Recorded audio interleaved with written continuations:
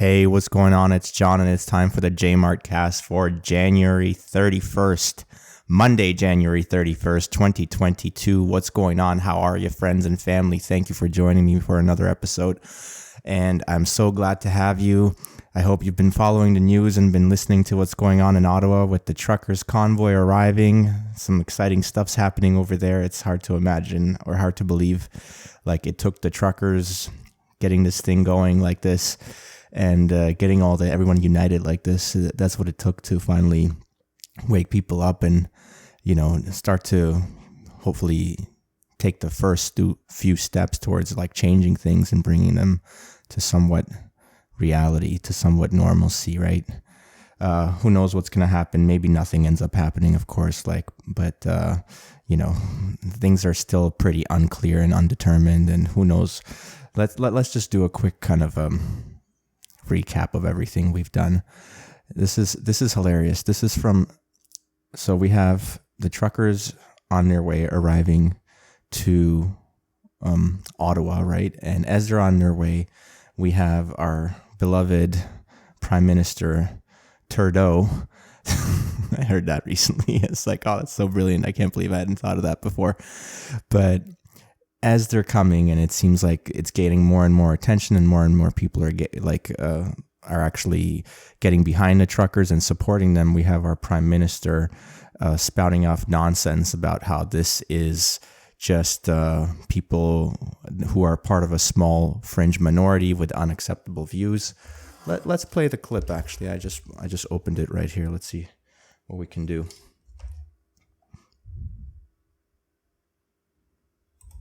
The small fringe minority of people who are on their way to Ottawa or who are holding unacceptable views that they're expressing. First of all, nothing fringe about the people that are part of this trucker convoy. Thanks for using language like that to continue to divide people up, Mr. Trudeau.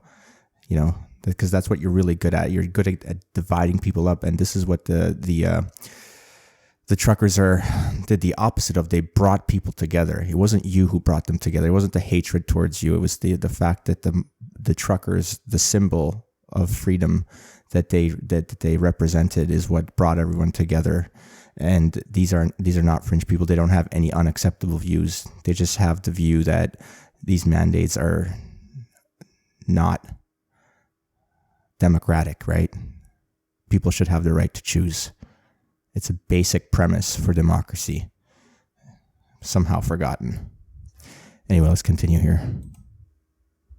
Do not represent the views of Canadians who have been there for each other, who know that following the science and stepping up to protect each other is the best way to continue to ensure our freedoms, our rights, our values as a country. Okay, when you call it the science, that's when you know you've messed up and you're no longer actually following science. There's no such thing as the science. Okay. And yes, we've all been in this together since the beginning, and we've followed these stupid rules for 2 years plus, and now we've had enough of it. And now we want this to be over. It's done with.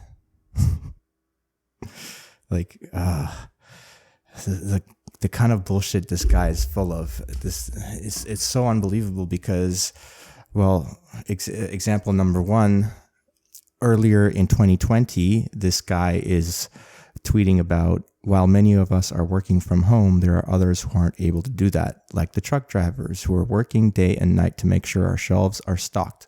So when you can, please #thank a trucker for everything they're doing and help them however you can. This is from April 1st, 2020. Hilarious, on April Fool's. So he was just joking that day. Is that what's going on? He was just April Foolsing everybody to thank a trucker. But when the truckers are actually coming to and gathering so much support from everyone, where people on the freeways where they're on the highways to Ottawa are seeing people on the Passovers with flags waving from day and night. When everyone's united like that, you're saying they're part of a fringe minority, and you're not gonna want to hear them out anymore. You don't want to thank a trucker anymore for stocking your shelves, right? Just such a fake individual. Like everything he says, like even I found this other one that's like where he's talking about mental health.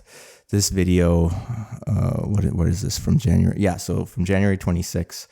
So earlier this week on Wednesday, he does this one about mental health. Like everyone's suffering. Actually, they're like their mental health is suffering from the lockdowns and from all this garbage that people are forced to go through. And he has the audacity to do this fake little video here. Listen to this. Hey everyone, today is Bell Let's Talk Day. It's a day to be open about our mental health, to reach out to our family and friends, to check in on our neighbors and coworkers. Oh my God. So like he was a bad drama teacher. Like whoever had him as his like substitute teacher, like I feel bad for you. Like, well, maybe it was just like a day off. So maybe it was actually a good thing. God, what a piece of whatever. I'm gonna get off of this now. But the worst part is like speaking like all the garbage, right? Like that he's a part of and how fake he is. Now, of course, just as the truckers are due to arrive in Ottawa, like on January 29th, I believe they arrived. Just as they're due to arrive 2 days before, he tweets, "Last night, I learned that I have been exposed to COVID-19. My rapid test result was negative. I am following Ottawa health rules and isolating for 5 days. I feel fine and will be working from home. Stay safe, everyone, and please get vaccinated." Oh, thanks, buddy. Thanks for reminding us. By the way, it turns out that he does not actually have to self-isolate if he's fully vaccinated and he's not feeling any symptoms. So he's just basically going into hiding and does not want to face the music with all the truckers arriving. Great. Thanks for hiding and not like being a great leader at all, Mr. Trudeau. I don't know.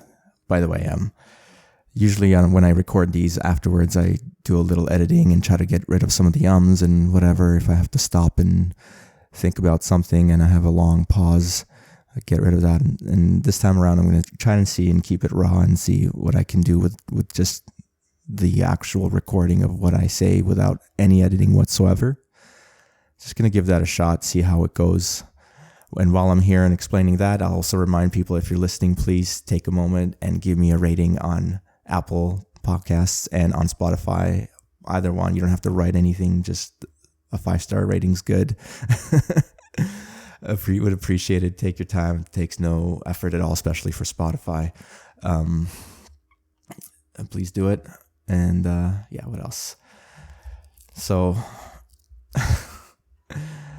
yeah, they're there. I've seen lots of videos of people like doing an amazing job, kind of keeping it a type of protest where like you're proud of it, where there's no unnecessary violence, there's no looting, there's no stupid stuff going on. It's amazing to see. So it's like for a long time there, I feel like it was the image of Canadians, both like globally and kind of almost like we ourselves like would almost like let ourselves down. And I don't know, it was we people didn't think the same of Canadians as they did back in the day, I would say. And now with this happening, and kind of, I think I've seen basically this is kind of like now a global thing where other countries are starting their own trucker rallies, convoys. And so I think it's brought Canada to the global stage in a positive way where it's improved our image. And so I think it's time to take advantage of that and show the world what we're capable of. And honestly, this is wishful thinking, but it would be nice to see Trudeau just step down. Like, I don't think it's definitely not happening, but if he could just resign and never be heard from again, I think that would do a lot to heal this country.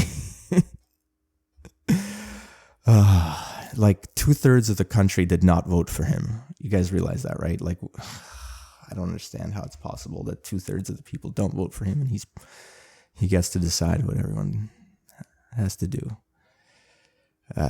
Anyways, I'm gonna get off the high horse. I'm gonna keep the podcast short today too, because I didn't get a chance to record early on Sunday morning, which is my favorite way to do this, and instead I am recording late Sunday night, and this is also part of why I'm not going to edit. I'm just going to do it, have the audio file, put it together with my thumbnail, and be done with it for today. Let's see. What else do I want to talk about? Oh, this. I don't know. Do I want to share this? Yeah, I'll share this one. I just have like a bunch of videos that like I watched that like make no sense to me, and I wanted to share this one. So this is what's her name? Jen Psaki, right? She's the press secretary of the Biden administration, and she's giving a press conference, and one of the people asks her about like healthy lifestyle as a way to combat COVID. Here's what she has to say. Okay, and then on COVID, we've seen an effort from a few other countries to include a push for living a healthier lifestyle as part of its pandemic response. There's been studies indicating efforts like weight loss can help prevent some of the more serious effects of COVID-19. Why isn't the president included a push for healthier lifestyles in his COVID messaging in addition to pushing Americans to get vaccinated? First, we rely on the advice and guidance of our public health officials on how to best protect yourself from hospitalization and death from COVID. And we know that the most effective steps anyone can take are to get vaccinated, get boosted, wear a mask. And those are the steps that we're certainly focusing on. If they decide those are steps that are warranted and have a huge impact on outcomes, and they want to share those, we'd certainly echo those. But we get vaccinated, get boosted, and get your masks on. Oh my God, it's so funny. Yeah, if healthy living was like really good for you and makes like helps you overcome COVID, then like we'll totally include those in our suggestions. Oh my God. Really refer to our public health officials and experts. Hasn't been a advice from the public health officials that the president's been speaking to. Again, we do briefings with our public health officials every week, multiple times a week, and I think what's most important to note is what we know is most effective, which is getting vaccinated, getting boosted, wearing a mask, and those are the components and the steps that. Yep, that's the video there. Great, right? Awesome. The public health officials are not recommending healthy lifestyles because why would that help? It wouldn't, right? Oh man. What else? I caught this on the news. There's a news article about how the Central Bank of Russia wanted to ban Bitcoin and all aspects of it, like mining and transactions, holding it, whatever. And then like a day or two later, another news article comes out with apparently Vladimir Putin, the president of the Tsar of Russia, let's be honest, the Tsar of Russia, saying that he doesn't think that they should ban it.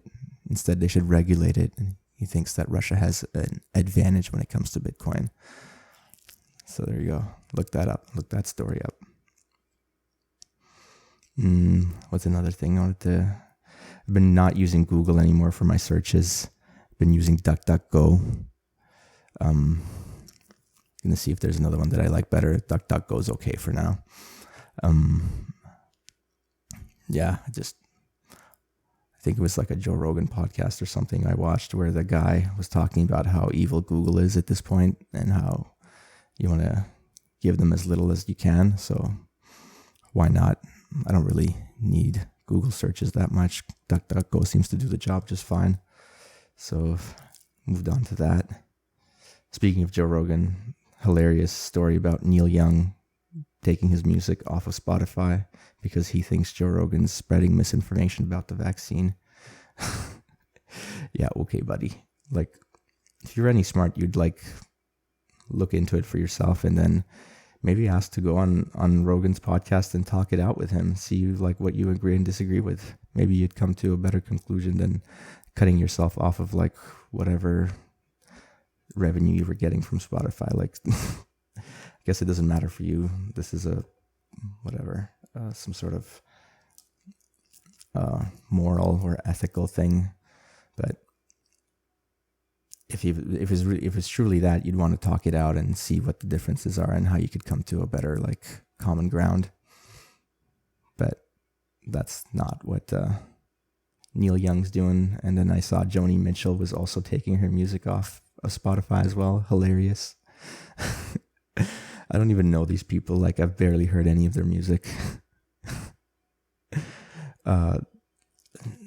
Yeah, I don't know. Like, again, like, why not just... It's like, yeah, it's their right to do that. So I fully support them doing that if they truly like feel that's the right move. It's just, it's never seems right to want to like bring someone else down. Like, I don't know. It's hard to put it into words, I guess, but like, it's like you can either have my music or his podcast. You can't have both. It's like, all right. Well, I mean,